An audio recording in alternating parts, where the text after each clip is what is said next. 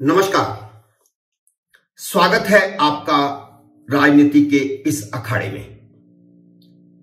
मित्रों, आजकल बड़ी चर्चा चल रही है कि नरेंद्र मोदी के रहते हुए भारतीय जनता पार्टी ने जो मुकाम हासिल किया है, क्या वह हमेशा बना रहेगा? मेरा मानना है कि कोई भी राष्ट्रीय राजनीतिक पार्टी अपने क्षत्रपों के बिना जिंदा नहीं रह सकती। क्षत्रप यानी राज्यों में प्रभाव रखने वाले नेता, राज्यों की राजनीति करने वाले बड़े नेता। आज जैसे नरेंद्र मोदी के कारण भारतीय जनता पार्टी अपराज्य लगती है, वैसे ही 70 के दशक में इंदिरा गांधी के कारण कांग्रेस अपराज्य थी। 1977 में आपातकाल और संजय गांधी की ज्यादतियों की बदनामी के कारण इंदिरा गांधी खुद भी चुनाव हार गई थी, लेकिन 1980 में पार्टी को फिर जिता करके ले आई। अगर वे कुछ साल और जिंदा रहती तो कांग्रेस अपराज्य बनी रहती। कहां? राष्ट्रीय स्तर पर। लेकिन यह इंदिरा गांधी और नरेंद्र मोदी जैसों के साथ ही होता है, सभी के साथ नहीं होता। और एक बात मानकर चलिए कि ये बड़े राष्ट्रीय नेता राष्ट्र की राजनीति में तो प्रभाव रखते हैं, लेकिन क्षेत्रों की राजनीति में प्रभाव नहीं रख पाते उतना, क्योंकि क्षेत्रों में यानी राज्यों में क्षत्रप अपनी जमीन तैयार कर चुके होते हैं। इंदिरा गांधी की मौत के बाद राजीव गांधी को मिले रिकॉर्ड तोड़ समर्थन के बावजूद वह उस समर्थन को अपने साथ बनाए नहीं रख सके। तो इसकी बड़ी वजह यह थी कि कांग्रेस क्षत्रप विहीन हो गई थी। राज्यों के नेताओं को कमजोर कर दिया गया था। केंद्र में कृष्माई नेता नहीं रहा तो राज्यों में कांग्रेस जमीन पर टिक नहीं पाई।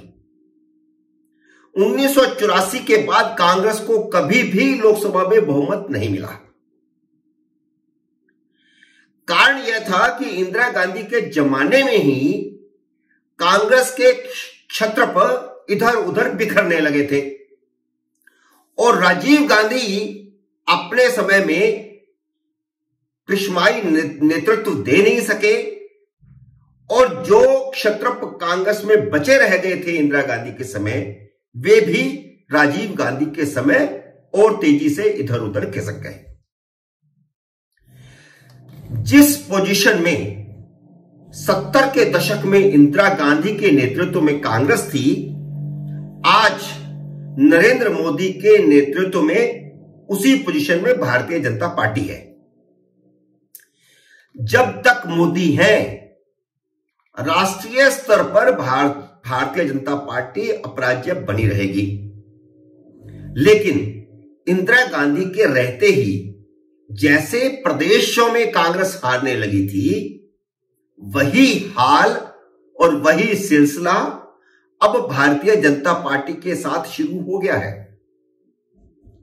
इसलिए मैं कह रहा हूं कि भारतीय जनता पार्टी के लिए भी चिंता का विषय बनता जा रहा है। 4 साल पहले भारतीय जनता पार्टी मध्य प्रदेश, राजस्थान और छत्तीसगढ़ हारी। पिछले साल हिमाचल प्रदेश हारी।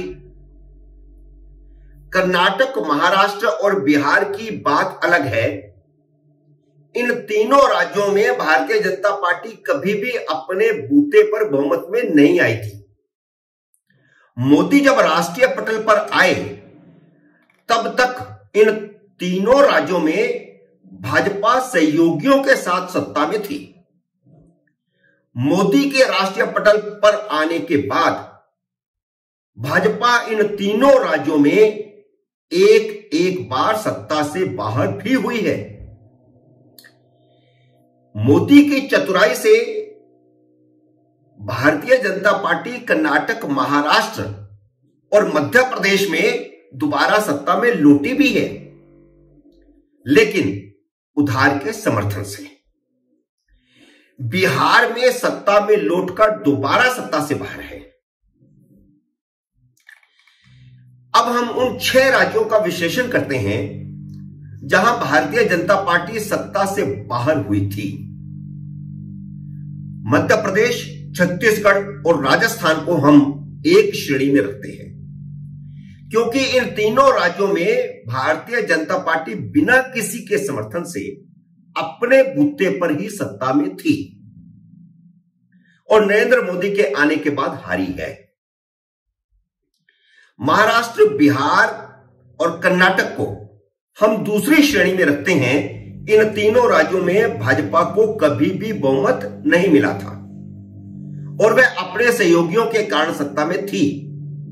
मोदी के राष्ट्रीय पटल पर आने के बाद मध्य प्रदेश में शिवराज सिंह चौहान और राजस्थान में वसुंधरा राजे क्षत्रप के तौर पर उभर चुके थे, लेकिन छत्तीसगढ़ में डॉक्टर रमन सिंह 15 साल तक मुख्यमंत्री रहने के बावजूद क्षत्रप के तौर पर नहीं उभरे थे, क्योंकि छत्तीसगढ़ में एससी, एसटी और ओबीसी वर्ग की जनसंख्या ज्यादा है, जबकि रमन सिंह सामान्य वर्ग से आते हैं।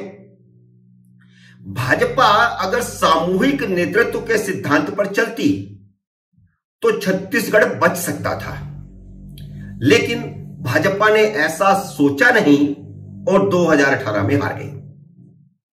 दूसरी तरफ 2014 से 2018 के दौरान मध्य प्रदेश के क्षत्रप शिवराज सिंह चौहान और राजस्थान की क्षत्रप वसुंधरा राजे को अस्थिर करने की खबरें आती रही थी। मध्य प्रदेश में शिवराज सिंह को हटाकर के कैलाश विजयवर्गीय को मुख्यमंत्री बनाने की बात चली। राजस्थान में वसुंधरा राजे को हटाकर ओम माथुर को मुख्यमंत्री बनाने की बात चली। इस तरह की खबरें आती रही कि मोदी ऐसा नहीं चाहते हैं, मोदी ऐसा चाहते हैं।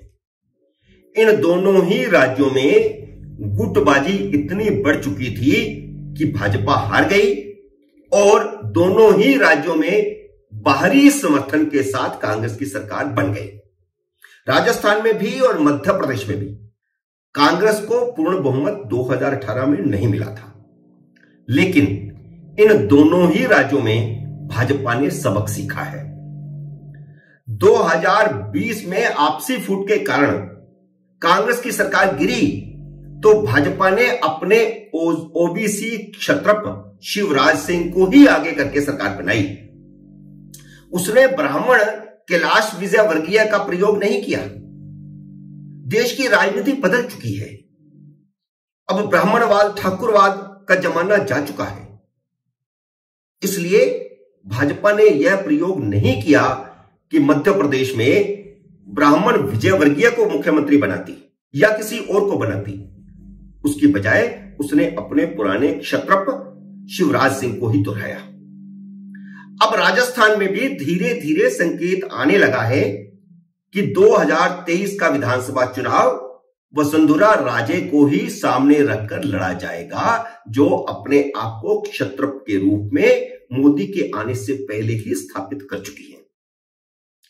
भले ही उनके 2 धुर विरोधियों राजेंद्र राठौर को नेता प्रतिपक्ष बनाया गया है और सतीश पूनिया को उपनेता बना दिया गया है, लेकिन मुख्यमंत्री का चेहरा खुद को क्षत्रप के तौर पर स्थापित कर चुकी वसुंधरा राजे ही होंगी। जो गलती भारतीय जनता पार्टी ने 2018 में की थी वह अब नहीं करेगी। और वैसे भी वसुंधरा राजे जातीय लिहाज से भी जाट, राजपूत और गुर्जर का कॉम्बिनेशन बनती है और भारतीय जनता पार्टी ने राजस्थान की जातीय राजनीति को देखते हुए ब्राह्मण को अध्यक्ष, राजपूत को नेता प्रतिपक्ष और जाट को उपनेता बना दिया है। अब हम दूसरी श्रेणी के महाराष्ट्र, कर्नाटक और बिहार की बात कर लेते हैं। महाराष्ट्र में भाजपा 2014 में बिना गठबंधन के सबसे बड़ी पार्टी के रूप में उभर आई थी, जिसे उसने 2019 में भी बनाए रखा। बिहार में 2020 में गठबंधन के बावजूद बड़ी पार्टी के रूप में उभरी है लेकिन इन दोनों ही राज्यों में वह सहयोगी पार्टियों की वजह से बहुमत में थी। दोनों ही राज्यों की सहयोगी पार्टियों ने धोखा दिया तो सत्ता से बाहर हो गई। महाराष्ट्र में पूर्व सहयोगी शिवसेना को तोड़कर भाजपा दोबारा सत्ता में आई है और बिहार में पूर्व सहयोगी जदयू टूटने की तैयारी में है। लोकसभा चुनाव से पहले इस साल के आखिर तक जदयू टूट जाएगा। गृह मंत्री अमित शाह ने अभी 2 अप्रैल को ही नवादा में रैली को संबोधित करते हुए कहा है कि जदयू के आधे सांसद भारतीय जनता पार्टी में आने को तैयार बैठे हैं। मोदी के राष्ट्रीय पटल पर उभरने के बाद भाजपा ने 75 साल में रिटायर होने का सिद्धांत बना रखा है, लेकिन कर्नाटक में 2018 का विधानसभा चुनाव 75 साल के येदियुरप्पा को मुख्यमंत्री का चेहरा बनाकर इसलिए लड़ा गया क्योंकि भाजपा को क्षत्रप का महत्व समझ आने लगा है। उन्हीं के नेतृत्व में भाजपा ने 104 सीटें हासिल की। बहुमत से 8 सीटें कम होने के कारण कांग्रेस और जेडीएस ने मिलकर के सरकार बना ली थी, लेकिन भाजपा के लिंगायत जाति के क्षत्रप येदियुरप्पा ने दोनों पार्टियों को तोड़कर 2019 में अपनी सरकार बना ली। येदियुरप्पा तब भी 76 साल के थे। उस समय अगर भाजपा का केंद्रीय नेतृत्व येदियुरप्पा को मुख्यमंत्री नहीं बनाता तो सरकार न बनती न चलती। जैसे 2017 में भाजपा गोवा में अपने क्षत्रप मनोहर पर्रिकर के कारण सरकार बना सकी थी, ठीक उसी तरह 2019 में कर्नाटक के क्षत्रप येदियुरप्पा के कारण भाजपा दोबारा सत्ता में आ सकी।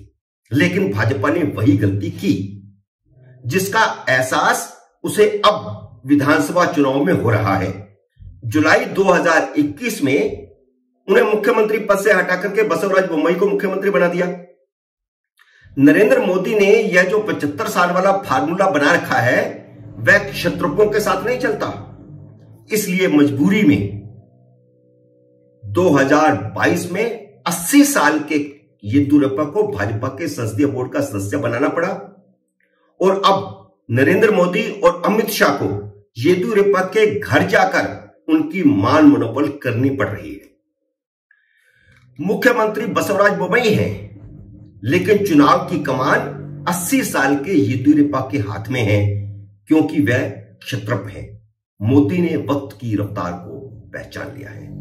मित्रों, उम्मीद है मेरा यह विश्लेषण आपको पसंद आया होगा। इसे लाइक करिए, शेयर कीजिए और मेरे इस नए चैनल राजनीति को अपना आशीर्वाद दीजिए सब्सक्राइब करके। मिलते हैं नए वीडियो में जल्द ही।